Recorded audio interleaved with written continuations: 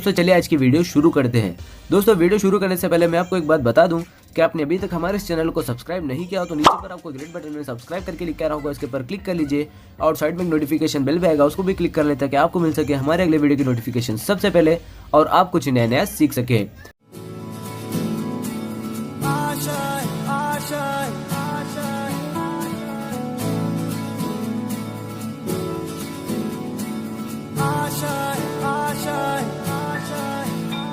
कुछ पाने की हो आस आस, कोई अरमा हो जो खास खास आशाएं, हर कोशिश में हो बार बार, करे दरियाओं को आर पार आशाएं,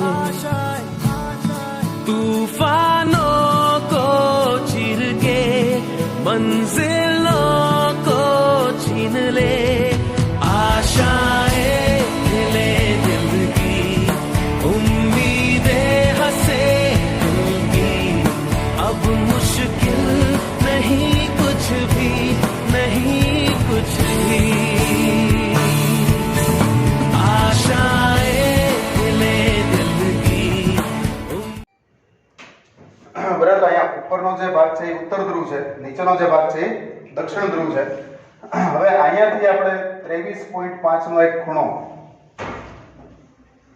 એક એવી રેખા દોરવાની છે કે જે અહીંયા ખૂણો કેટલાનો બનાવતી હોય, 23.5 23.5 નો ખૂણો બનાવતી હોય।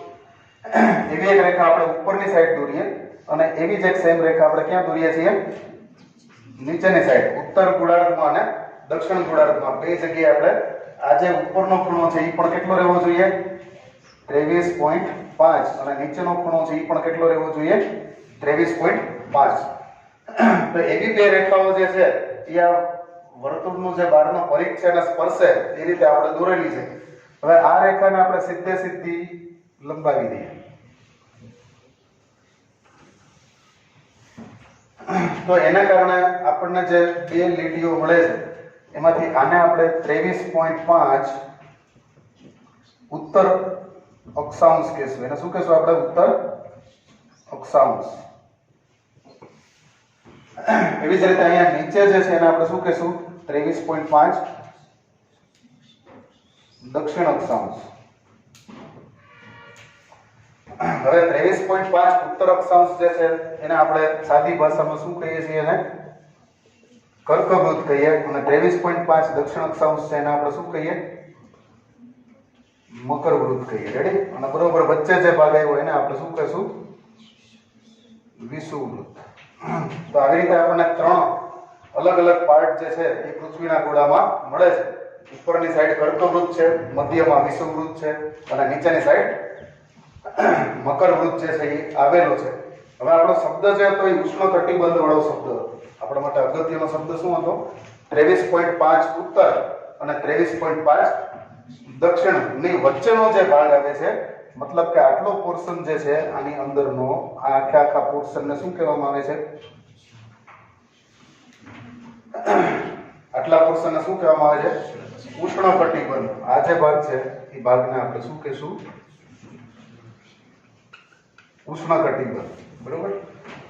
અચ્છા, હવે આ જે ઉપરના જે ધ્રુવ પ્રદેશ છે, ઉપર અને નીચે આ બેને આપણે ધ્રુવ પ્રદેશ અથવા તો શીત કટિબંધ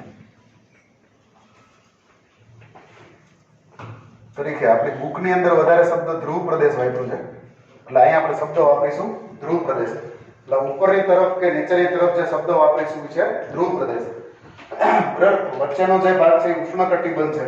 પછી હવે મધ્ય ભાગ, મતલબ કે ધ્રુવ પ્રદેશથી ઉષ્ણકટિબંધની વચ્ચેનો ભાગ, આને આપણે શું કહીશું, સમશીતોષ્ણ કટિબંધ। આ જે વસ્તુ છે એને આપણે શું કહેશું, સમશીતોષ્ણ કટિબંધ કહેશું। હવે આપણે બુકની અંદર જે અભ્યાસ કરવાનો છે એ અભ્યાસ કઈ રીતનો કરવાનો છે, તો કે જાતિ વિવિધતા જે છે એ જાતિ વિવિધતા તમને કઈ જગ્યાએ વધારે જોવા અને કઈ જગ્યાએ ઓછી જોવા મળે। રેડી ભાઈ? ક્લિયર? બધાને સમજાય ગયું? જાતિ વિવિધતા આપણને કઈ જગ્યાએ વધારે જોવા મળે અને કઈ જગ્યાએ ઓછી જોવા મળે। તો જાતિ વિવિધતા જે છે ઉષ્ણકટિબંધમાં તમને કેવી જોવા મળશે, ઉષ્ણકટિબંધમાં તમને જાતિ વિવિધતા વધારે જોવા મળશે। જ્યારે આ ધ્રુવ પ્રદેશ ઉપર તમને જાતિ વિવિધતા છે કેવી જોવા મળે, ઓછી જોવા મળે. તો આ સમશીતોષ્ણનું શું કરવાનું? આ સમશીતોષ્ણ અહીંયા છે, એ જ પ્રકારનો સમશીતોષ્ણ અહીંયા પણ છે. બરાબર, જે રીતનો સમશીતોષ્ણ ઉપર છે એ જ રીતનો સમશીતોષ્ણ નીચે છે. તો ત્યાં તમને મધ્યમ કક્ષાની જાતિ વિવિધતા જે છે એ જોવા મળશે. બરાબર, હવે ગઈકાલે આપણે જે ભણ્યા હતા એની અંદર બે વસ્તુ ભણ્યા હતા. એક વસ્તુ હતી આ ઉષ્ણકટિબંધની જાતિ વિવિધતા અને બીજી વસ્તુ હતી દક્ષિણ અમેરિકાના એમેઝોનની જાતિ વિવિધતા. બે વસ્તુ આપણે ભણ્યા. બરાબર, બે માંથી તમને ઓપ્શન પૂછે તો એ ઓપ્શનને બરોબર સમજજો. એનો પ્રશ્ન જે છે એ પ્રશ્નને બરોબર ધ્યાનમાં લઈ અને પછી એના જવાબ સુધી પહોંચજો. તમને એવું પૂછવામાં આવ્યું હોય કે પૃથ્વી ઉપર કયા ક્ષેત્રમાં જાતિ વિવિધતા વધુ જોવા મળે છે? ક્ષેત્ર પૂછ્યું હોય તો તમારે જવાબ લખવાનો થાય છે ઉષ્ણકટિબંધ. પણ તમને પ્રદેશ પૂછ્યો હોય તો તમારે જવાબ લખવાનો છે એમેઝોન પ્રદેશ. ક્લિયર હોય? તો આમાંથી એમસીક્યુ એવા પ્રકારના ટ્વિસ્ટેડ પૂછી શકે છે. ક્ષેત્ર અને પ્રદેશમાં ઘણી વખતે આપણે લોચો થઈ જાય છે. આપણે બે એક જ સમજતા હોય, પણ આપણી ટેક્સ્ટબુક પ્રમાણે પ્રદેશ શબ્દ વાપર્યો હોય તો એમેઝોન અને ક્ષેત્ર પૂછ્યું હોય તો ઉષ્ણકટિબંધ. ક્લિયર? એ રીતે આપણે જાતિ વિવિધતાનો પ્રશ્ન જે છે એ સોલ્વ કરવાનો થશે. સારું, હવે આ જે ઉષ્ણકટિબંધ આજનો જે આપણો મુદ્દો શીખવાનો છે એ એવો છે કે ભાઈ આ ઉષ્ણકટિબંધ ઉપર જાતિ વિવિધતા વધારે શું કામ? ઉષ્ણકટિબંધ ઉપર જાતિ વિવિધતાના કારણ શું? જાતિ વિવિધતા વધારે આપણને ઉષ્ણકટિબંધ ઉપર જોવા મળે શા માટે?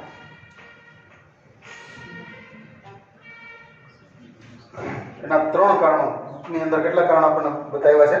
ત્રણ કારણો. પહેલું કારણ છે હિમપ્રપાત.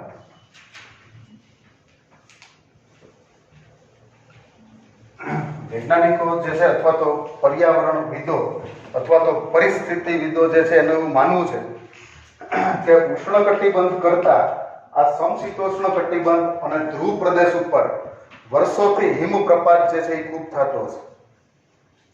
રેડી? સમજો મુદ્દો આખો? પરિસ્થિતિવિદો અથવા તો પર્યાવરણવિદો અથવા તો જે ભૂગોળશાસ્ત્રીઓ છે એ લોકોનું માનવું શું છે? ઉષ્ણ કટિબંધ કરતા સમશીતોષ્ણ કટિબંધ અને આ જે ધ્રુવ પ્રદેશ છે ત્યાં હિમપ્રપાત જે છે એ વધારે થતો હશે. હિમપ્રપાત એટલે શું થાય? હિમપ્રપાત એટલે બરફનો વરસાદ. બરાબર, તો હિમપ્રપાત જે જગ્યાએ વધારે થતો હોય ત્યાં જનરલી નવી સ્પેસિએશન એટલે કે નવી જાતિનું ઉદ્ભવ થવું, ઉછરવું અને વિકસવું છે એ થોડુંક મુશ્કેલ છે. કારણ કે હિમપ્રપાતના કારણે ઠંડી ખૂબ વધી જાય અને ઠંડી જે છે એ એવી પરિસ્થિતિ છે કે જેની અંદર સજીવોના શરીરનું તાપમાન મેન્ટેન કરવું થોડું અઘરું પડી જાય છે.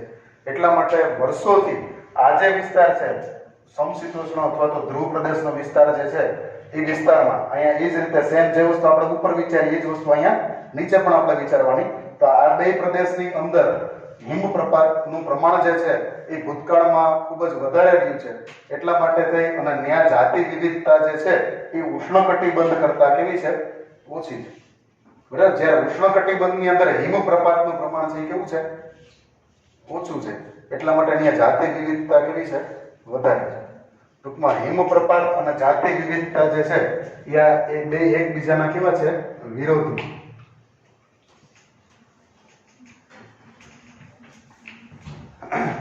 હિમપ્રપાત અને જાતિ વિવિધતા એ બે કઈ રીતે છે? એકબીજા કરતા વિરુદ્ધ છે. જો હિમપ્રપાત વધારે થતો હોય તો જાતિ વિવિધતા કેવી હોય? ઓછી હોય. અને જો હિમપ્રપાત ઓછો થતો હોય તો જાતિ વિવિધતા કેવી હોય? વધારે. ક્લિયર ભાઈ કોન્સેપ્ટ આખો? બે શબ્દ સમજાઈ ગયા? બરાબર, અહીંયા આ જે પ્રદેશ છે આ પ્રદેશની અંદર હિમપ્રપાત વધારે થાય તો અહીંયા જાતિ વિવિધતા કેવી થઈ જાય? ઓછી થઈ જાય. આ પ્રદેશની અંદર હિમપ્રપાત ઓછો થાય તો એટલા માટે અહીંયા જાતિ વિવિધતા છે કેવી થઈ જાય? વધારે થાય. બરાબર, એટલે એ બે એકબીજા કરતા કેવા? ઇન્વર્સલી પ્રોપોર્શનલ કહેવાય ને. ડાયરેક્ટલી પ્રોપોર્શનલ અને ઇન્વર્સલી પ્રોપોર્શનલ. ઓલું ચલનમાં એક પાઠ આવે ખબર છે? સમચલનમાં છે વિરુદ્ધ ચલનમાં છે. 10મા ધોરણમાં હતો ચલન વાળો પાઠ નો. બે સમપ્રમાણમાં અથવા તો વિરુદ્ધ પ્રમાણ. બરાબર, એ બે કેવા પ્રમાણમાં છે? સમપ્રમાણમાં અથવા તો વિરુદ્ધ પ્રમાણ. અહીંયા વિરુદ્ધ પ્રમાણ લેવાનું. અહીંયા વિરુદ્ધ પ્રમાણ કેવું લેશું આપણે? વિરુદ્ધ. જો હિમપ્રપાત વધારે તો જાતિ વિવિધતા ઓછી, જો હિમપ્રપાત ઓછો તો જાતિ વિવિધતા વધારે. બરાબર, એટલે બે એકબીજા કરતા વિરુદ્ધ દિશામાં ચાલે છે. સારું, એના પછીનો બીજો શબ્દ છે ઋતુકીય ફેરફાર.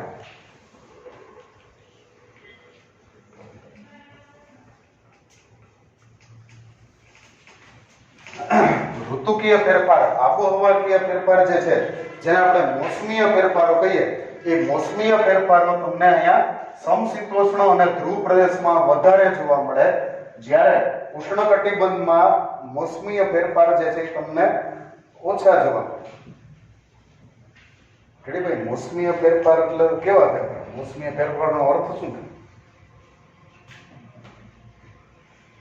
મોસમીય ફેરફાર ઉષ્ણકટિબંધમાં ઓછા જોવા મળે છે, એમ આપણે બુકમાં એવું લખ્યું છે, તો એનો અર્થ એવો થાય ને કે અહીંયા બહુ ઠંડી ન પડવી જોઈએ, અહીં બહુ ગરમી ન થવી જોઈએ, અહીં બહુ વરસાદ ન પડવો જોઈએ, એવું થાય કે નહીં?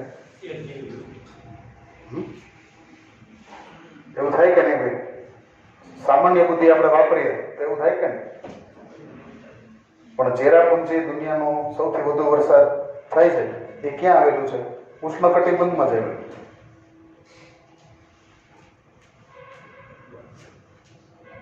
તો એના માટે એક સરસ શબ્દ લખ્યો છે બુકમાં, ભવિષ્ય ભાખવા યોગ્ય. જો એવો શબ્દ લખ્યો. શબ્દ શું લખ્યો છે એના? ભવિષ્ય ભાખવા યોગ્ય. બરાબર, આપણને ખબર જ હોય કે દર વર્ષે ચેરાપુંજીમાં વરસાદ વધારે થાય, બરાબર, અને રાજસ્થાનમાં વરસાદ ઓછો થાય. તો એ આપણે ભવિષ્ય ભાખી શકાય એવું છે ને? આટલા વર્ષોથી કોઈ દિવસ ઊંધું નથી થયું. ચેરાપુંજીમાં ઓછો વરસાદ થયો, રાજસ્થાનમાં વધી ગયો, કોઈ દિવસ પોસિબલ થયું નથી. તો આપણે જે ભવિષ્ય ભાખીએ છીએ, ઠંડી જે છે એ ઠંડીમાં પારો કેટલો નીચે જશે, બરાબર. જમ્મુ કાશ્મીરમાં શ્રીનગરનું ટેમ્પરેચર કેટલું નીચું જાય, પછી ગુજરાતની આપણે વાત કરીએ તો નલિયા નામનું ગામ છે, ત્યાં ટેમ્પરેચર કેટલું જાય, અમદાવાદમાં કેટલું થાય, જુનાગઢમાં કેટલું થશે, એનું ભવિષ્ય આપણે ભાંકી શકીએ.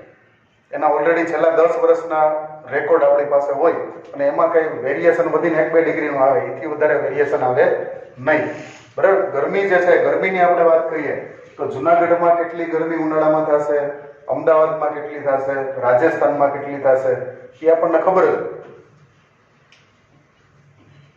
બરાબર. એમાં કોઈ દિવસ વધારે પડતો ફેરફાર 5-5 ડિગ્રીના ફેરફાર કઈ થઈ જતા નથી, બરાબર. મિનિમમ તાપમાન ઉનાળામાં કેટલું રહેશે, મેક્સિમમ તાપમાન, મિનિમમ અને મેક્સિમમ આવે ને, તાપમાન જે છે તમે ટીવીમાં જોવો તો કેવું આવે?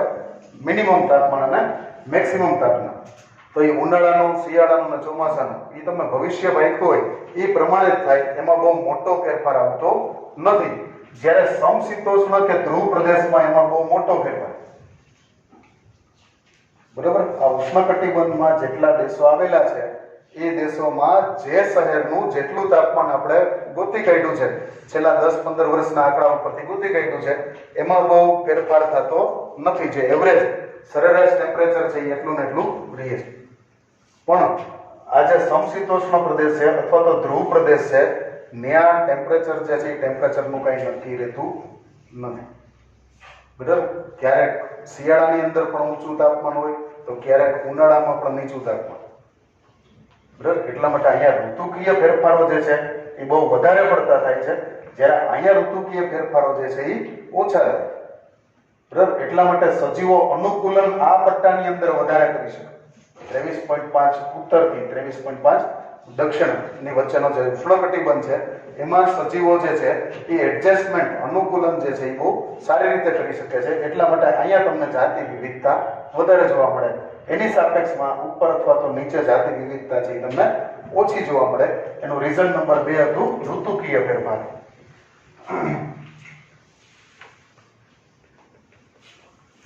હવે ત્રીજા નંબરનો જે ફેરફાર છે, ત્રીજા નંબરનું કારણ છે સૌર ઉર્જા. રીઝન નંબર 3, ત્રીજું કારણ જે છે એ શું છે?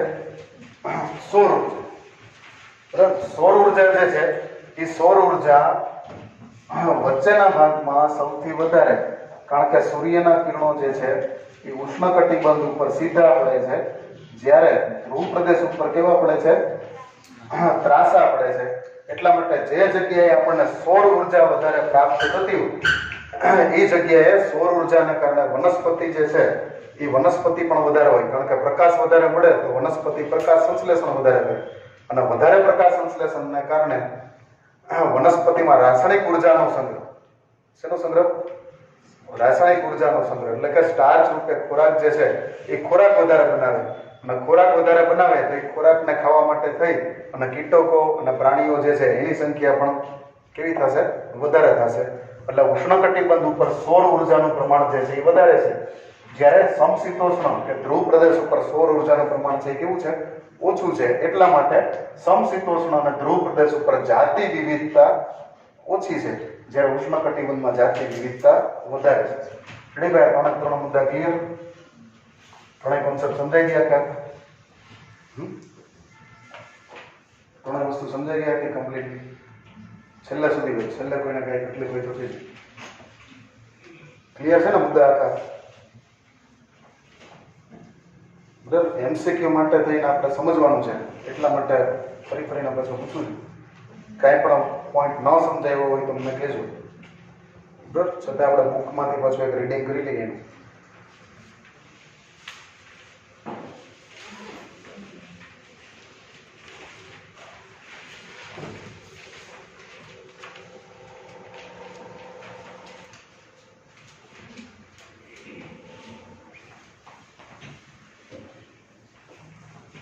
જો વિષુવવૃત્તીય વિસ્તારમાં એવું તો શું વિશેષ છે કે તેમને સૌથી વધારે વિવિધતા માટે કારણભૂત છે? પ્રશ્ન પૂછ્યો છે તમારી ટેક્સ્ટ બુકમાં, એક પ્રશ્ન પૂછ્યો છે કે વિષુવવૃત્ત જે છે એમાં એવું શું છે કે જેથી ત્યાં તમને જાતિ વિવિધતા છે કેવી જોવા મળે છે? વધારે જોવા મળે છે. વિષુવવૃત્ત એટલે વચ્ચેનો ભાગ, ભૂમધ્ય રેખા.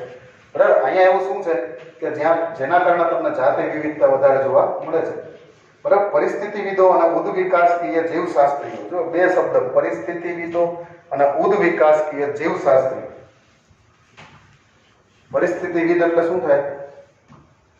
પરિસ્થિતિવિદ એટલે શું થાય?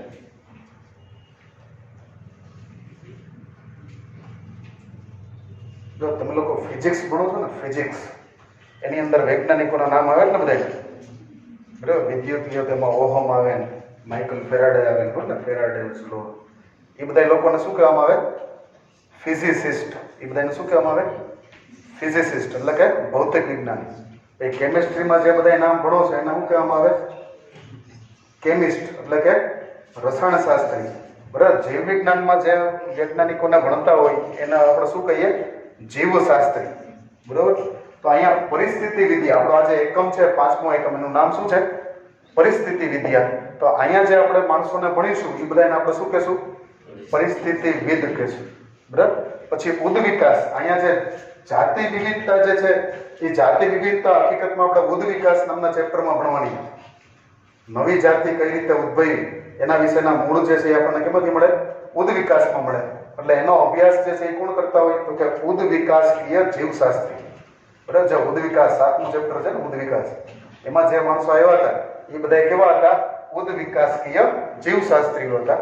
એટલે એ બધા લોકોનું ઘણી બધી પરિકલ્પનાઓ, એટલે કે હાઇપોથિસિસ એ લોકોએ પ્રસ્થાપિત કરેલા છે, જેમાંથી કેટલાક મહત્વના છે. એમાં પહેલો મુદ્દો એને લીધેલો છે જાતિ ઉદ્ભવ, એટલે કે સ્પેસિએશન. એ સામાન્ય રીતે સમયનું કાર્ય છે. જો કોઈ જાતિ અચાનક જ અસ્તિત્વમાં ન આવે, કોઈ જાતિ જે છે એ અચાનક જ અસ્તિત્વમાં આવતી નથી.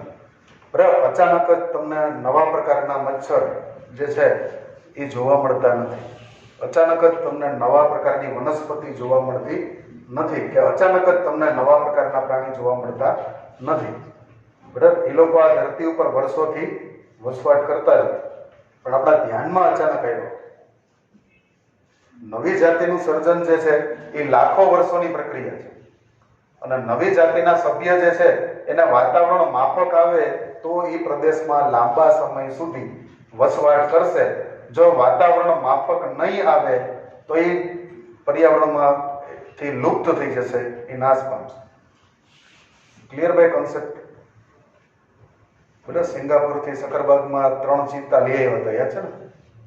3 ચિત્તા સિંગાપુરથી લઈ આવ્યા. બરાબર. 3માંથી એકેય જીવા નહીં. શું કામ ન જીવા? કારણ કે જુનાગઢનું વાતાવરણ એને માફક ન આવ્યું એટલા માટે એનો નાશ થઈ ગયો. પણ જો માફક આવી ગયો તો અહીંયા વસવાટ કરી શકે. બરાબર. એક માર્સુપિલસ લઈ આવ્યા છે, કાંગારૂ, ખબર છે? સક્રવર્ગમાં જોઈએ તમે કાંગારૂ, એ માર્સુપિલસ છે. ઓરિજિનલ કાંગારૂ નથી, પણ માર્સુપિલસ નામની એક પ્રજાતિ છે, એનું પ્રાણી છે. તો એને એનું વાતાવરણ માફક આવી ગયું છે તો એ જીવે છે.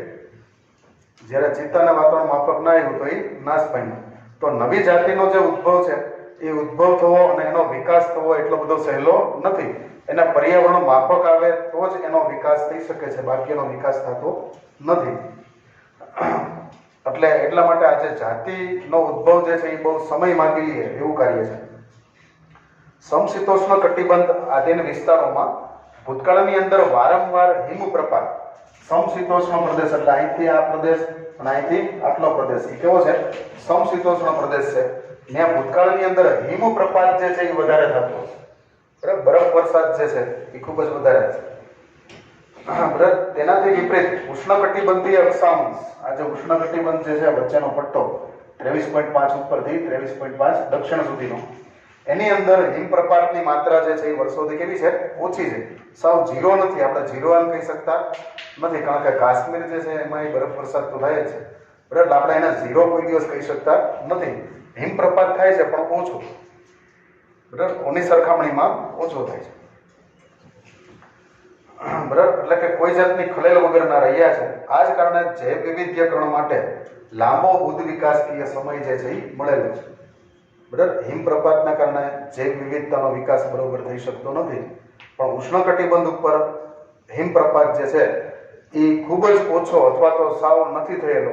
એટલા માટે થઈ અને અહીંયા જૈવ વિવિધતા બહુ સરસ રીતે ખુલ્લી ફાયેલી છે. જ્યારે સમશીતોષ્ણ કટિબંધમાં જૈવ વિવિધતાનો વિકાસ થયેલો નથી. સારું. બી એટલે કે બીજો મુદ્દો લઈએ આપણે. ઉષ્ણકટિબંધીય પર્યાવરણ એ સમશીતોષ્ણ પર્યાવરણથી વિપરીત રીતે ઓછા મોસમીય એટલે કે ઋતુકીય પરિવર્તનયુક્ત અને પ્રમાણમાં વધુ સ્થિર અને ભવિષ્ય પાકવા યોગ્ય એટલે કે કોન્સ્ટન્ટ એન્ડ પ્રેડિકેટેબલ. આ શબ્દ શું લખ્યો છે? Constant and predictable. બરાબર. અહીંના પર્યાવરણનું ભવિષ્ય તમે બાકી શકો. બરાબર. આપણે ઘણીવાર ખબર છે આ વર્ષે ચોમાસું 16 આની થશે ને 12 આની થશે, નથી બધા છાપામાં લખાયેલું. બરાબર. વરસાદ સારો થશે કે વરસાદ ઓછો થશે. તો એ શું દર્શાવે છે? કે અહીંનું ભવિષ્ય તમે બાકી શકો. પણ કોઈ વ્યક્તિને તમે એમ પૂછો ફ્રાન્સની અંદર બરફ કેટલો પડશે, એનું ભવિષ્ય બાકી થયું. 2021માં ફ્રાન્સમાં બરફ વર્ષા કેટલી થાય, ઇંગ્લેન્ડમાં બરફ વર્ષા કેટલી થાય, એનું ભવિષ્ય બાકી શકશે ખરા ભાઈ? અહીંનું ભવિષ્ય બાકવા માટે આપણી પાસે બે જણા છે, હવામાન ખાતાવાળા છે અને બીજા જ્યોતિષ છે. બરાબર. બેયનું લગભગ પેરેલલ હાલતું. બરાબર. બેમાંથી એક કોઈ દી ખોટા પડતા નથી. એટલે બેયનું હરખું જ હાલતું હોય. પણ ફ્રાન્સ કે ઇંગ્લેન્ડમાં તમે આવું કંઈ કહી શકતા નથી, કારણ કે આ ફ્રાન્સ ને ઇંગ્લેન્ડ જેવા દેશો ક્યાં આવેલા છે? સમશીતોષ્ણમાં આવેલા છે. તો ત્યાં કેટલો બરફ પડશે એની અગાઉથી કોઈ જાણકારી આપી શકતા નથી. અનુમાનિત રહ્યું છે આવું સ્થિર પર્યાવરણ અનોખા વિશિષ્ટીકરણને પ્રોત્સાહિત કરતું રહ્યું છે. આવું જે સ્થિર પર્યાવરણ છે એના કારણે જાતિ વિવિધતા જે છે એ ઘણી બધી અહીંયા જોવા મળે છે. બરાબર. તથા સૌથી વધુ જાતિ વિવિધતા તરફ દોરાયું છે. એટલા માટે ઉષ્ણકટિબંધ ઉપર જાતિ વિવિધતા વધારે છે. એના પછી ત્રીજા નંબરમાં વિષુવવૃત્ત જે છે એની આપણે વાત કરીએ. વિષુવવૃત્તીય પ્રદેશમાં સૌર ઉર્જા જે છે એ વધારે પ્રમાણમાં ઉપલબ્ધ છે. એના કારણે ઉચ્ચ ઉત્પાદન, જેમ વધારે સૌર ઉર્જા મળે તેમ ઉત્પાદન વધારે થાય, જેને આપણે હાયર પ્રોડક્શન કહીએ છીએ, એમાં સહભાગી બને છે. આ ઉચ્ચ ઉત્પાદકતા સૌથી વધુ વિવિધતા માટે ઇનડાયરેક્ટલી ફાળો, ડાયરેક્ટલી નહીં પણ કેવો ફાળો આપે છે? ઇનડાયરેક્ટલી, પરોક્ષ ફાળો જે છે એ આપે છે. આ એક મુદ્દો ખાસ ટીક કરી જાય. પરોક્ષ શબ્દ લખ્યો છે ને એટલે એમસીક્યુ માટે આઈએમપી. અને પરોક્ષ શબ્દ છે ને એ થોડો ખૂચે છે, કારણ કે એમાંથી એમસીક્યુ બનાવી શકાય. સૌર ઉર્જા જૈવ વિવિધતામાં કેવો ફાળો આપે છે? બરાબર. એક નાનો એવો એમસીક્યુ નાથી બનાય કે સૌર ઉર્જા જૈવ વિવિધતામાં કેવો ફાળો આપે છે. તો એ પ્રત્યક્ષ નહીં પણ પરોક્ષ આવે ને, ડાયરેક્ટ નહીં પણ ઇનડાયરેક્ટ. બરાબર. ત્યાં તમારા શબ્દ ઇનડાયરેક્ટ વાપરવાનો. બરાબર. સીધો ફાળો નથી આપતો. સીધો ફાળો કઈ રીતે નથી આપતો એને સમજી આપે. શા માટે સીધો ફાળો નથી આપતો?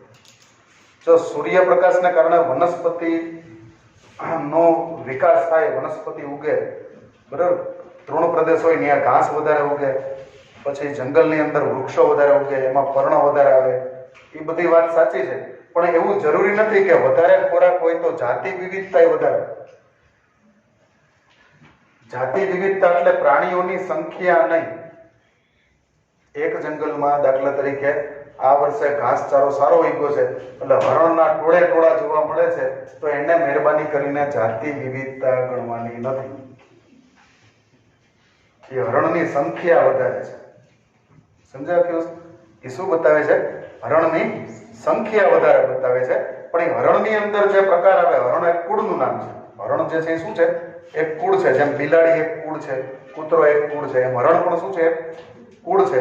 આ કુળના સભ્ય જે છે એ સભ્યની સંખ્યા નહીં, પણ કુળમાં વિવિધતા કેટલી છે. હરણની અંદર 12 શીંગા આવે, 4 શીંગા આવે, એવા ઘણા બધા પ્રકાર આવે. એમાં ડિફરન્ટ કેટલા પ્રકાર છે એને આપણે જાતિ વિવિધતા કહીએ. ક્લિયર ભાઈ? તો તમને આપણા ગામની અંદર દાખલા તરીકે ગીધ વધારે જોવા મળે તો એ ગીધમાં જાતિ વિવિધતા નથી, તો ગીધની સંખ્યા. પણ પક્ષીઓની જાતિ વિવિધતા શબ્દ જો તમે વાપરતા હો તો એની અંદર ગીધ એટલે એક જ લેવાનું. પછી ભલે ને 1000 ગીધ બેઠા હોય તો એ ગીધ બરાબર તમારે શું લેવાનું? એક. બરાબર. કબૂતર ભલે 500 સામે બેઠા હોય તો એ કબૂતર માટે એક. બરાબર. એવી રીતે ગીધ, કબૂતર, પોપટ, ચકલી, બરાબર, કોયલ, મેના, એમ તમારે એક જ લેવાનું. બધાને સંખ્યાને અહીંયા કંઈ ધ્યાનમાં લેવાની થતી નથી. જ્યારે જાતિ વિવિધતા વિચારો ત્યારે તમારા સંખ્યા જે છે એ અહીંયા મહત્વ રાખતું નથી, એનો પ્રકાર જે છે એ મહત્વ રાખે. બરાબર. એટલા માટે અહીંયા પ્રકાર જે છે એ પ્રકારને જોવા માટે તેને આપણે જાતિ વિવિધતા જોઈએ છીએ. તો સૂર્યપ્રકાશ વધારે હોય અને ખાવાનું વધારે મળે તો સંખ્યા વધે છે, પણ સંખ્યા વધી એટલે જાતિ વિવિધતા વધશે એમ ડાયરેક્ટલી આપણે કહી શકતા નથી. પણ ઇનડાયરેક્ટલી એવું કહી શકાય કે જાતિ વિવિધતા માટેનું પર્યાવરણ તો છે જ. હવે જાતિ વિવિધતા થાય એટલી જ વાર છે. એટલા માટે અહીંયા પરોક્ષ ફાળો આપે છે. સૌર ઉર્જા જે છે કેવો ફાળો આપે છે? પરોક્ષ ફાળો. ક્લિયર ભાઈ? આખો કોન્સેપ્ટ સમજાઈ ગયો? આખા મુદ્દાની અંદર આપણે શું શીખાવે? એક ટોપિક જે છે એ આપણે કમ્પ્લીટ કર્યો. આ ટોપિકમાં શું શીખાવે? અલગ અલગ પ્રદેશમાં જાતિ વિવિધતા. શું શીખ્યા આપણે? અલગ અલગ પ્રદેશમાં જાતિ વિવિધતા. એના માટે થઈને 2 શબ્દો હતા, એક ક્ષેત્ર અને એક પ્રદેશ. ક્ષેત્ર એટલે કે ઉષ્ણકટિબંધ ક્ષેત્ર અને પ્રદેશ એટલે કે એમેઝોન. બરાબર. ઉષ્ણકટિબંધમાં જાતિ વિવિધતા કેટલી શીખ્યા, એમેઝોનમાં જાતિ વિવિધતા કેટલી શીખ્યા. બરાબર. એના પછી આપણે શું શીખ્યા તો કે આટલી બધી જાતિ વિવિધતા ઉષ્ણકટિબંધમાં શા માટે અને બીજે કેમ ઓછી છે? એના 3 કારણો આપણે શીખ્યા. એક તો છે હિમપ્રપાત, બીજું છે ઋતુકીય ફેરફાર અને ત્રીજું છે સૌર ઉર્જા. આ 3 પ્રકાર જે છે આપણે શીખ્યા છે. હવે પછીનો જે આપણો મુદ્દો છે આપણે શરૂ કરીએ.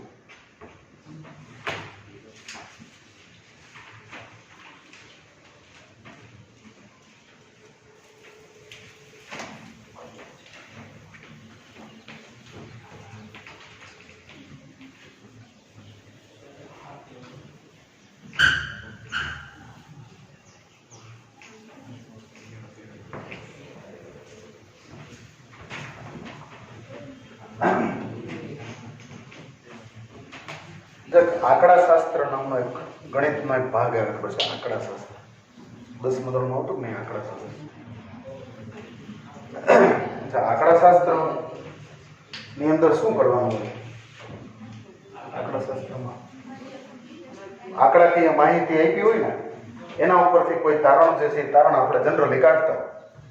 બરાબર. દાખલા તરીકે એક વર્ગની અંદર 30 વિદ્યાર્થીઓ છે તો 30 વિદ્યાર્થીઓએ બાયોલોજી સબ્જેક્ટમાં મેળવેલા માર્ક, બરાબર, 100 માર્કની ટેસ્ટ હતી, 50 MCQ 50 થિયરી. એમાં 30 વિદ્યાર્થીઓએ 100 માંથી કેટલા માર્ક મેળવ્યા તો રેન્ડમલી બધાને આંકડા આપ્યા હોય. કોકને 35 આવ્યા, કોકને 45 આવ્યા, કોકને 95 આવ્યા, 99 આવ્યા, 90 આવ્યા, 100 આવ્યા, અલગ અલગ આંકડા. પછી એનું તમે મધ્યક બહુલક એવું બધું કરી અને સરેરાશ એક વિદ્યાર્થી દીઠ કેટલા માર્ક એવું તમે એવરેજ કાઢતા હો. હવે અહીંયા જાતિ વિવિધતા જે છે એ જાતિ વિવિધતાનો જો આપણે અભ્યાસ કરતા હોય તો એમાં આવું કઈ થઈ શકે? તો જ્યારે આપણે જાતિ વિવિધતાનો અભ્યાસ કરતા હોઈએ ત્યારે આવું કઈ આંકડાકીય માહિતીનું કઈ આંકડાશાસ્ત્ર આપણને કામ લાગે ખરું? એવું એવું લાગે છે તમને આમાં આંકડાશાસ્ત્રનો ઉપયોગ કરી શકાય એવું લાગે છે? બરાબર, જ્યાં રેન્ડમ, જ્યાં આંકડા છે ત્યાં આંકડાશાસ્ત્ર કામ લાગે, એ તો હકીકત છે. જે જગ્યાએ આંકડા છે ત્યાં તમે શું કામ કરી શકો? આંકડાશાસ્ત્રનો ઉપયોગ તમે કરી શકો છો. હવે અહીંયા એક હમ્બોલ્ટ નામનો એક ભૂગોળવેત્તા, બરાબર, હમ્બોલ્ટ જે છે એ આઈએમપી છે આપણી માટે. હમ્બોલ્ટ નામનો એક ભૂગોળવેત્તા છે. આ ભૂગોળવેત્તાએ અમેરિકાના થોડાક વેરાન પ્રદેશમાં કેટલા સમય સુધી વિચરણ કર્યું. બરાબર, હમ્બોલ્ટ જે છે એ પરિસ્થિતિવિદ હતો અને ભૂગોળવેત્તા હતો. અને એ શું કામ કરતો હતો? અમેરિકાની અંદર જે વેરાન પ્રદેશ હતા એ પ્રદેશમાં ફરવા નીકળી પડતો. એટલે મેન વર્સિસ વાઇલ્ડમાં નથી ગમે ત્યાં નીકળી પડતો હેલિકોપ્ટરમાંથી ફરવાની. એ માની પાસે હેલિકોપ્ટર તો નહોતું, પણ એના ઉપલબ્ધ જે તે સાધનો હતા એ લઈ અને ફરવા નીકળી પડતો.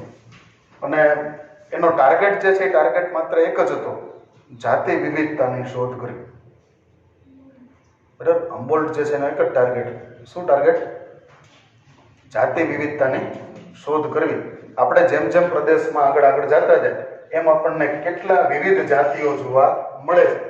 આવો ટાર્ગેટ લઈ અને એ અમેરિકાના વેરાન પ્રદેશોમાં ખૂબ ફર્યું, વર્ષો સુધી ફર્યું. અને આટલા વર્ષ ફર્યા પછી એને એક વાક્ય ખાલી કીધું. આટલા વર્ષ ફર્યા પછી એને ખાલી એક વાક્ય કીધું. આમ તો ઘણું બધું કીધું હોય છે, પણ આપણા પુસ્તકમાં તો ખાલી એક વાક્ય છે. એટલે હમ્બોલ્ટ જે છે એ ભલે વર્ષો સુધી ફર્યો, પણ એને એક વાક્ય જે કીધું ને એ આપણા માટે અગત્યનું છે. માર્ક મેળવવા માટે એ અગત્યનું છે. સાંભળું જ ભાઈ, શું વાક્ય કીધું? એના વાક્ય ખાલી એટલું જ કીધું, સિમ્પલ, એકદમ સીધું સાદું વાક્ય કીધું કે તમે કોઈ પણ પ્રદેશમાં જ્યારે જાતિ વિવિધતાને શોધવા જાઓ ત્યારે શરૂઆતમાં એવું થશે કે તમે જેમ જેમ વધારે ને વધારે ક્ષેત્રફળ કવર કરતા હોય, બરાબર, એક દિવસમાં કેટલા કિલોમીટર તમે વિસ્તારમાં સંશોધન કર્યું. બરાબર, દાખલા તરીકે આ એક મોટું વિસ્તાર છે, આમાં પહેલા દિવસે તમે નીકળ્યા તો આટલો પ્રદેશ તમે કવર કર્યો. બરાબર, હવે અહીંયા આગળ એક ફ્લેગ રાખી દીધો, નિશાને, કે 1 તારીખે, બરાબર, 1 જાન્યુઆરી અને પહેલી તારીખે આપણે અહીંયા નીકળ્યા, આટલો વિસ્તાર કવર કર્યો. પછી 2 જાન્યુઆરી સ્ટાર્ટિંગ ક્યાંથી કરવાનું? પાછું અહીંયાથી, પાછું અહીંથી સ્ટાર્ટ કરવાનું થતું નથી. હવે 2 જાન્યુઆરી દાખલા તરીકે અહીંયા પહોંચ્યા, પછી 3 જાન્યુઆરી દાખલા તરીકે અહીંયા પહોંચ્યા. એમ કરતા કરતા આપણે 31મી જાન્યુઆરી અહીંયા પહોંચ્યા. આપણે જે વિસ્તાર છે એ વિસ્તાર કવર કર્યો હતો, સાસણગીરમાં કેવો કોઈ વિસ્તાર પસંદ કર્યો હતો અને એનો આવી રીતે આલેખ બનાવ્યો હતો. અને રોજ સાંજે બેસીને આપણે આલેખમાં આવું ડ્રો કરવાનું, જે કાગળ હતો એમાં આપણે ડ્રો કરવાનું, ભાઈ આજના દિવસમાં કેટલું ફરાણું, પછી અહીંથી પાછું ચાલુ કરીને આ બાજુ કર્યું, પછી અહીંથી ચાલુ કર્યું. એમ કરતા કરતા ઠેઠ તમે 30મી તારીખે તમે અહીંયા પહોંચ્યા. બરાબર, અહીંયા તમારી 1 તારીખ હતી અને 30મી તારીખ હતી. હવે 31મી તારીખે નવરા બેઠા આપણે હિસાબ કિતાબ કરીએ છીએ. શું હિસાબ કરીએ છીએ? તો કે આપણને જે જાતિ વિવિધતા જોવા મળી હતી, 1 તારીખે કેટલી જાતિ વિવિધતા હતી, 2જી તારીખે કેટલી હતી, 3જી તારીખે કેટલી હતી, 5મી તારીખે કેટલી, 15મી તારીખે કેટલી, 17મી તારીખે કેટલી અને 30મી તારીખે. તો આની અંદર એને એક એવો આલેખ જોવા મળ્યો કે શરૂઆતમાં તો એવું થતું હતું કે જેમ જેમ વધારે વિસ્તારમાં આપણે ફરતા જાય એમ એમ આપણને વધારે ને વધારે જાતિ વિવિધતા જોવા મળતી હતી. પણ 20મી તારીખ પછી જાતિ વિવિધતા દેખાવાનું મર્યાદિત થઈ ગયું. શરૂઆતમાં આલેખ છે એ આમ મોટો થતો જતો હતો, પણ પછી 20 તારીખ પછી ગમે એટલું ફરીએ તો જાતિ વિવિધતામાં કઈ વધારો થતો નથી. છેલ્લા 10 દિવસ તો એના પાછા મળ્યા.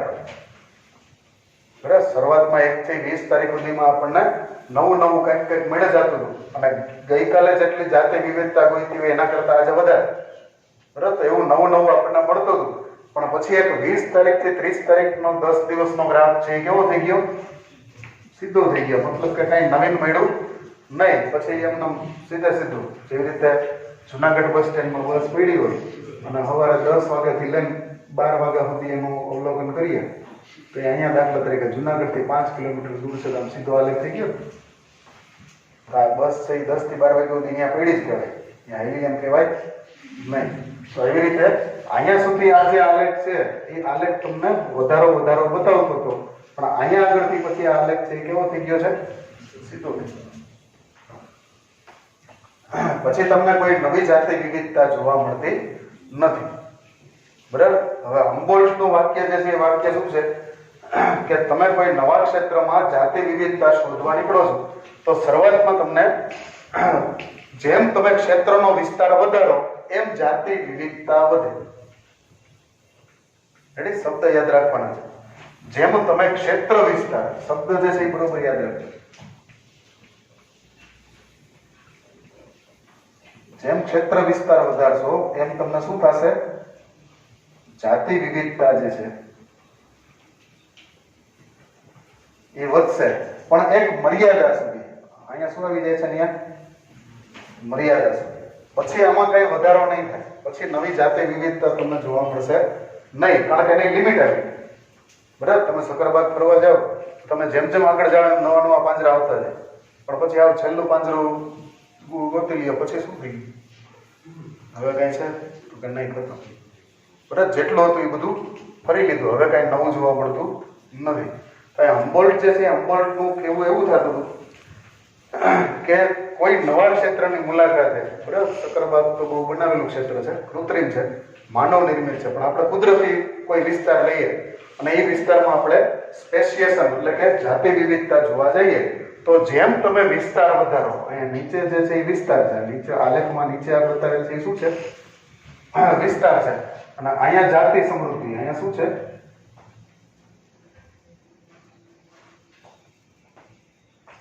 જાતિ સમૃદ્ધિ. તો જેમ તમે વિસ્તાર વધારતા જાઓ, બરાબર, એમ તમને આ જે જાતિ સમૃદ્ધિ જે છે એ વધારે જોવા મળે છે. પણ આ બધું ક્યાં સુધી શક્ય છે? તો કે એક મર્યાદા સુધી. અહીંયા મર્યાદા, બરાબર. અમુક સમય સુધી જેમ તમે તમારા સંશોધન ક્ષેત્રનો વિસ્તાર વધારશો એમ તમને નવી નવી જાતિ વધારે જોવા મળશે. પણ પછી શું થઈ જશે? તો કે પછી લિમિટ આવી જશે, પછી તમને કઈ નવો વધારો જોવા મળશે નહીં. પછી એનું સ્થિર થઈ ગયું, મતલબ તમે એ પ્રદેશમાં રહેલી તમામ જાતિ વિવિધતા છે એ ગોતી કાઢી, એટલે હવે નવીન તમને કઈ અહીંયા જોવા મળવાનું નથી. આવું ઓબ્ઝર્વેશન જે છે કોનું છે? Alexander von હમ્બોલ્ટ. વેસેભાઈ નામ યાદ રહી જાય બધા? એક જ વાક્ય એને કીધું અને એક નાનો એવો ગ્રાફ, નાનો એવો નકશો કર્યો. પછી નકશાની અંદર એને લોગ એડ કર્યો. નકશાની અંદર એને શું કર્યું? Log add. બરાબર. આને આપણે શું કહીએ? જાતિ વિવિધતા અને વિસ્તારનો જે ગ્રાફ છે એ ગ્રાફ આપણે કહીએ છીએ. જો હજી કોન્સેપ્ટ જ આપણે સમજીએ, ટેક્સ્ટ બુક હજી ખોલવાની બાકી છે. કોન્સેપ્ટ બરોબર સમજાય જાય ને પછી આપણે ટેક્સ્ટ બુકની લાઈન આગળ વધીએ. સમજાય કે ભાઈ છેલ્લે સુધી બધાને કમ્પ્લીટલી? ભૂગોળ વેતા અહીંયા વૈજ્ઞાનિક નહીં આવે, ખાસ એલેક્ઝાન્ડર હમ્બોલ્ટને વૈજ્ઞાનિક ન કહેતા, બરાબર. એ વૈજ્ઞાનિક નથી. એ કોણ છે? ભૂગોળ વેતા. ટેક્સ્ટ બુકમાં ચોખ્ખા શબ્દ લખ્યું, જો ભૂગોળ વેતા, બરાબર. ભૂગોળ વેતાનું કામ શું છે? ભૂગોળ વેતાનું કામ શું છે? ભૌગોલિક નકશા બનાવવા એનું કામ છે.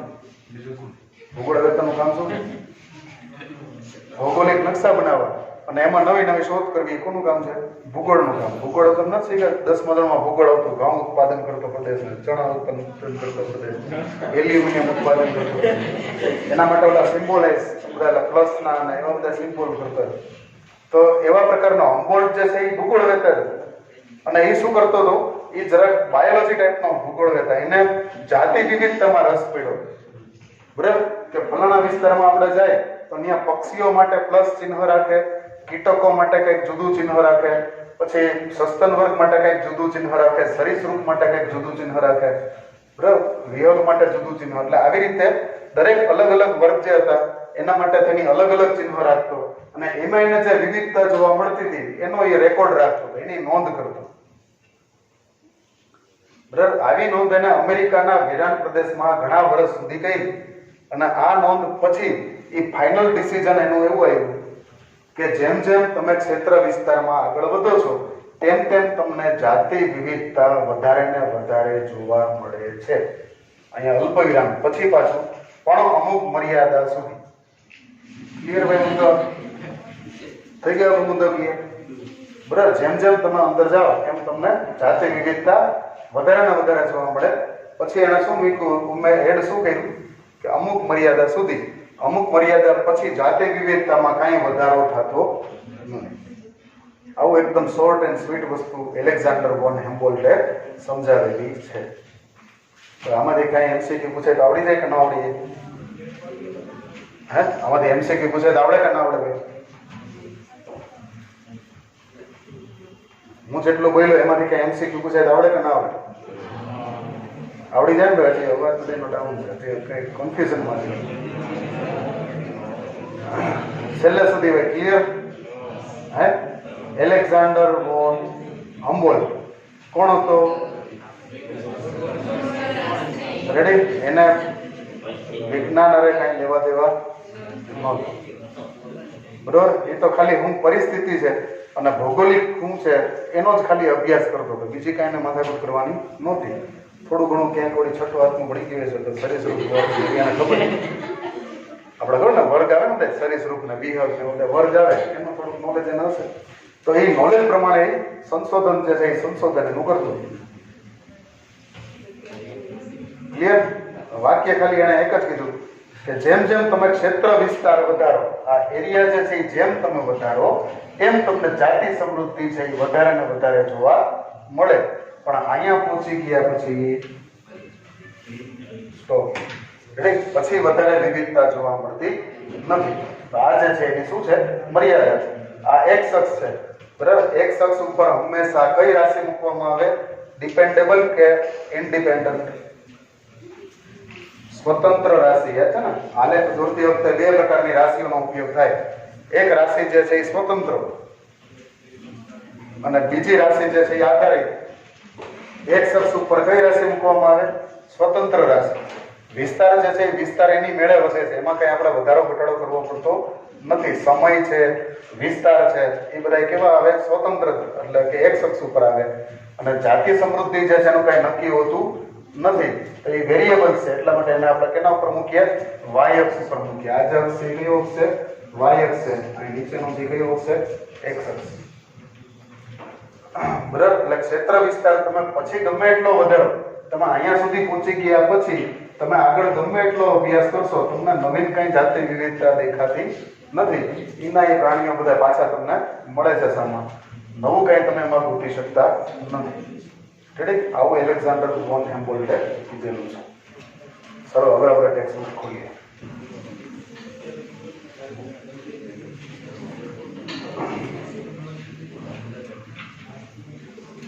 જો જર્મનીના એક મહાન પ્રકૃતિવિદ, ટેક્સ્ટ બુક એના માટે શબ્દ વાપરે છે. જર્મની જે છે એ જર્મનીના એક મહાન પ્રકૃતિવિદ અને ભૂગોળશાસ્ત્રી એલેક્ઝાન્ડર વોન હમ્બોલ્ટ, બરાબર. અને એ પાછો દક્ષિણ અમેરિકામાં આટે મળે. પોતે છે ક્યાંનો અને ફરવા ક્યાં ગયું છે? દક્ષિણ. બરાબર. એના પાછા વેરાન પ્રદેશ એને ધ્યાનમાં લીધા. બરાબર. એમેઝોનમાં તો આટો મારવા જવાય એવું હતું નહીં, એટલે એને કયા પ્રદેશ ધ્યાનમાં લીધા? વેરાન પ્રદેશ. કારણ કે ત્યાંથી પાછું આવવું પછી વીમા જેવું. એમેઝોનમાં ગયા પછી પાછું કદાચ અવાય પણ કરું કે ન પણ હોય, એટલે એને કેવા પ્રદેશને ધ્યાનમાં લીધા? વેરાન પ્રદેશોને. એના પ્રારંભિક અને વ્યાપક સંશોધનો દરમિયાન, પ્રારંભિક એટલે શરૂઆતના અને વ્યાપક એટલે ખૂબ જ લાંબા સમય સુધી કરેલા અભ્યાસો દરમિયાન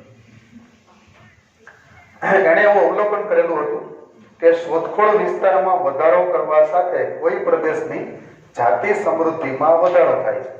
તમે જેમ જેમ વિસ્તાર વધારતા જાઓ એમ તમને જાતિ સમૃદ્ધિ વધારે ને વધારે જોવા મળે છે, પરંતુ માત્ર અમુક મર્યાદા સુધી જ.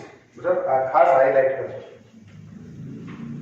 એલેક્ઝાન્ડર વોન હમ્બોલ્ટનું કથન જે છે એ ખાસ અંડરલાઈન કરજો.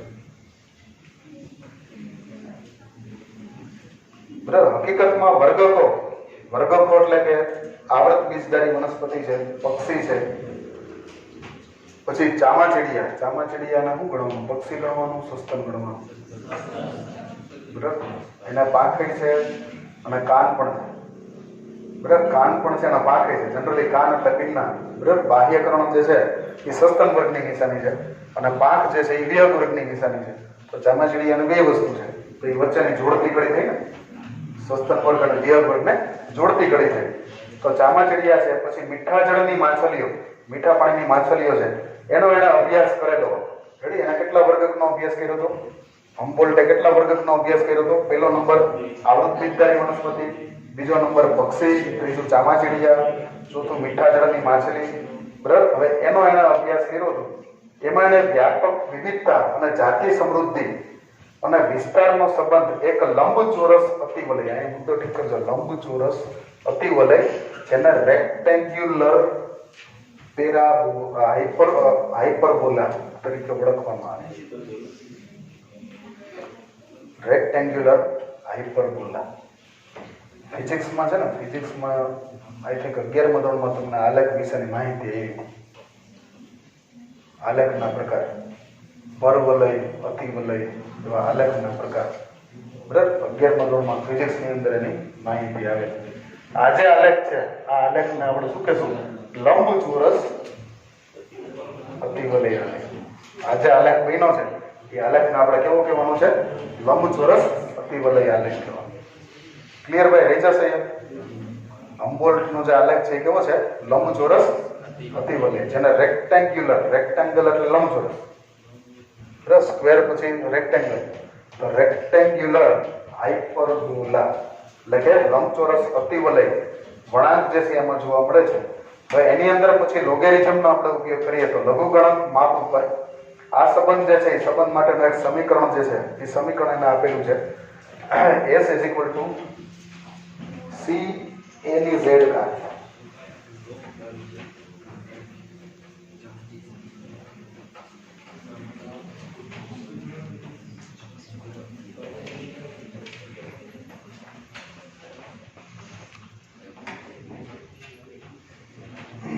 હવે અહીંયા એના સમીકરણ શું આપેલું છે? S = C a ની z ઘાત. આ જે સમીકરણ છે એ સમીકરણ આપેલું છે. આ સમીકરણમાં S બરાબર શું થાય, C બરાબર શું થાય, A બરાબર શું થાય અને Z બરાબર શું? રીવે છેલ્લે કઈ સેકન્ડ પોઈન્ટ ક્વેરી હોય તો પૂછજો. અહીંયા શબ્દ છે એ શબ્દને બરાબર સમજીએ. બરાબર. S બરાબર શું, C બરાબર શું, A બરાબર શું અને Z બરાબર શું? A બરાબર તો એરિયા થાય એટલી ખબર છે. A બરાબર શું થાય? એરિયા. એરિયા એટલે વિસ્તાર. કારણ કે 10માં બહુ આલેખ જોયા એટલે ખબર છે. બરાબર. A એટલે એરિયા, તો એરિયા બરાબર વિસ્તાર. S બરાબર જાતિ સમૃદ્ધિ, જેને આપણે સ્પીસીસ રિચનેસ કહીએ. સ્પીસીસ રિચનેસ, સ્પીસીસ એટલે જાતિ અને રિચનેસ એટલે સમૃદ્ધિ. બરાબર. એટલે S બરાબર જાતિ સમૃદ્ધિ. એના પછી A બરાબર એરિયા, વિસ્તાર. અહીંયા આલેખ જે દોરેલો છે એ આલેખની અંદર y અક્ષ ઉપર એને જાતિ સમૃદ્ધિ લીધી અને x અક્ષ ઉપર વિસ્તાર લીધેલો. બરાબર. જાતિ સમૃદ્ધિ જે છે કયા અક્ષ ઉપર લીધેલી છે? એને y અક્ષ ઉપર. અને વિસ્તાર જે છે એ કયા અક્ષ ઉપર લીધેલો છે? x અક્ષ. એનો આલેખ જે છે એ આલેખ એને દોરેલો છે. સર Z બરાબર રેખાનો ઢાળ. Z બરાબર શું થાય?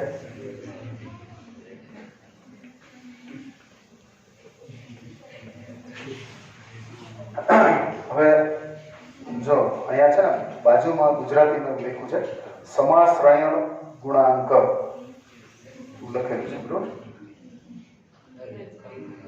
જેને ઇંગ્લિશમાં રિગ્રેશન કોએફિશિયન્ટ કહેવાય. અને ઇંગ્લિશમાં આપણે શું કહેવાય?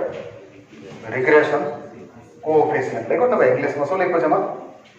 Regression coefficient. રિગ્રેશન કોએફિશિયન્ટ છે એની સામાન્ય માહિતી તમને. રિગ્રેશન કોએફિશિયન્ટ એટલે શું? બરાબર. સમાશ્રયણ હિન્દી શબ્દ છે. સમાશ્રયણ શબ્દ કયો છે? હિન્દી શબ્દ છે. આપણે ગુજરાતીમાં એને સમાશ્રયણ જ લઈએ છીએ. આ સમાશ્રયણ એટલે શું હોય?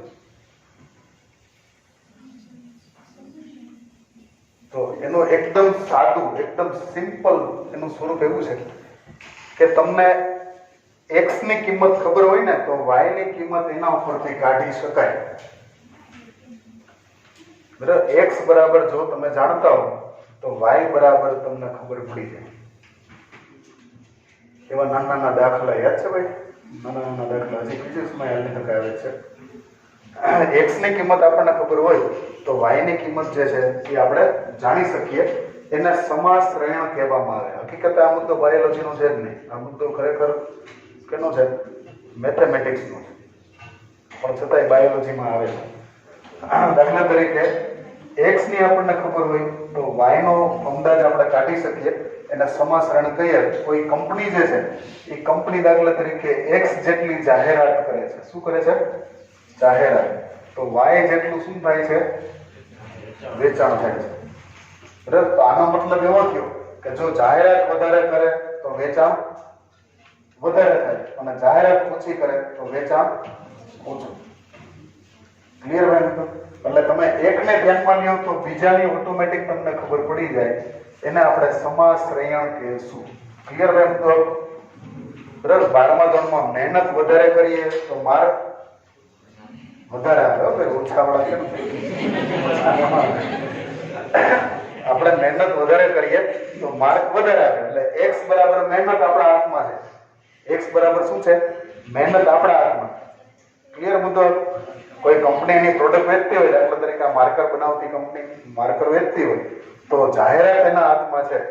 પછી વેચાણ કેટલું થશે એ એના હાથમાં નથી. એની જેમ અત્યારે મહેનત તમારા હાથમાં છે. માર્ક કેટલા આવશે તમે વ્યવસ્થિત લખશો તો માર્ક વધારે આવશે. સીધો જ વાત છે. રેડી? તમે point wise line by line એના જે પ્રશ્નનો જે જવાબ માંગ્યો છે એ જ જવાબ તમે દેશો, તમને માર્ક આપશે. બરાબર, એને કઈ તમારું મોઢું જોયું નથી ચેક કરવા વાળા. તમારે એને કઈ કોઈ ખારદાવ નથી કે તમારે માર્ક કાપી દેવા છે. એ તો તમારું પેપર જોવે અને પેપરમાં જે જગ્યાએ એ આવતો અહીંયા એ જ લખ્યો હોય, બી આવતો અહીંયા બી લખ્યો હોય તો માર્ક દે. બરાબર, એની બદલે બી લખીને બેઠા હોય કેટલી માર્ક? બરાબર, એટલે સમાશ્રયણ જે છે એ કેવું છે કે એક મુદ્દાની તમને ખબર હોય તો બીજા મુદ્દાની તમે અંદાજ જે છે એ અંદાજ આપણે કાઢી શકીએ. એના સમાશ્રયણ ઢાળ કહેવામાં આવે છે. દાખલા તરીકે વિસ્તારની તમને ખબર હોય તો જાતિ સમૃદ્ધિનો અંદાજ તમે કાઢી શકો. ક્લિયર ભાઈ? વિસ્તારની તમને ખબર હોય તો તમે જાતિ સમૃદ્ધિ જે છે એનો અંદાજ તમે કાઢી શકો. ભાઈ આજે આખો દિવસમાં આપણે 2 કિલોમીટર ફર્યા અને એમાં આપણને આટલી જાતિ મળી તો કાલે આપણે 4 કિલોમીટર ફરવું છે. બરાબર, આજ તો બાઇક લઈને ફરતા હતા જંગલમાં, કાલે ઓલી જીપ આવે એ લઈને ફરવું એટલે વધારે ફર્યું. તો ઓટોમેટિક તમને આજના કરતા જાતિ વિવિધતા કેટલી બીજા દિવસે જોવા મળશે? ડબલ જોવા મળશે. બરાબર, તો એ જે છે એ શું છે? એ જે છે એ શું છે? સમાશ્રયણ ઢાળ. રેડી ભાઈ? આ જે વસ્તુ છે એને શું કહેવામાં આવે? સમાશ્રયણ ઢાળ કહેવામાં આવે છે. એટલે ઝેડ જે છે એ રેખાનો ઢાળ જે છે, આ રેખાનો ઢાળ કોના ઉપર ડિપેન્ડ કરે છે? તો કે આ x અને y. બરાબર, x માં જેમ તમે વિસ્તાર વધારો એમ આ ઢાળ જે છે એ વધુને વધુ આગળ વધતો જશે. બરાબર, પણ અમુક હદ સુધી જ આગળ વધશે, પછી આગળ વધતો નથી. સારું, એના પછી c જે છે, c બરાબર y અંતર છે.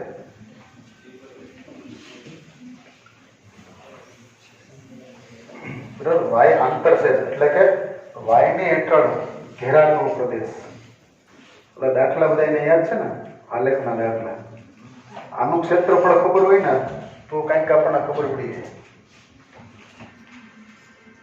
બરાબર, ઘણી વાર આપણે ઓલા સ્થાનાંતરના સમયના આલેખ દોરતા હોય તો આવી રીતે દાખલા તરીકે આમ જતો હોય અને નીચેની આપણને ખબર પડી જાય ને તો ઓટોમેટિક આપણને વેગ અથવા પ્રવેગની ખબર પડી જશે. જે રેખા હોય એની નીચે ઘેરાતો પ્રદેશ હોય એનું ક્ષેત્રફળ જો આપણને ખબર પડી જાય તો આપણને શેની ખબર પડે? વેગની કે પ્રવેગની? શેની ખબર પડે? વેગની ખબર પડી જાય. બરોબર, તો એવી રીતે y અંતર છે. c બરાબર શું લેવાનું છે? y અંતર છે. આપણી પાસે સૂત્ર જે છે સૂત્ર શું છે? s બરાબર c ગુણ્યા a ની z ઘાત. બરાબર, c ગુણ્યા a ની z ઘાત. એ બરાબર વિસ્તાર લીધો અને z ઘાત એટલે રેખાનો ઢાળ લીધો, બરોબર, અને c બરાબર આપણે શું લીધું છે, y અંતર છે એની સાથે એનો ગુણાકાર કરો એટલે ઓટોમેટિક તમને શેની ખબર પડી જાય, s ની ખબર પડી જાય કે આ જે તે વિસ્તાર જે છે એ વિસ્તારમાં જાતિ સમૃદ્ધિ જે છે એ કેટલી છે. તો એનું એક લોગ સ્વરૂપ કાઢેલું છે. અહીં બીજું એક સ્વરૂપ છે એ કયું આપેલું છે, એના આલેખની અંદર એનું સ્વરૂપ કયું આપેલું છે, લોગ સ્વરૂપ. તો લોગ s બરાબર log c વત્તા z log a.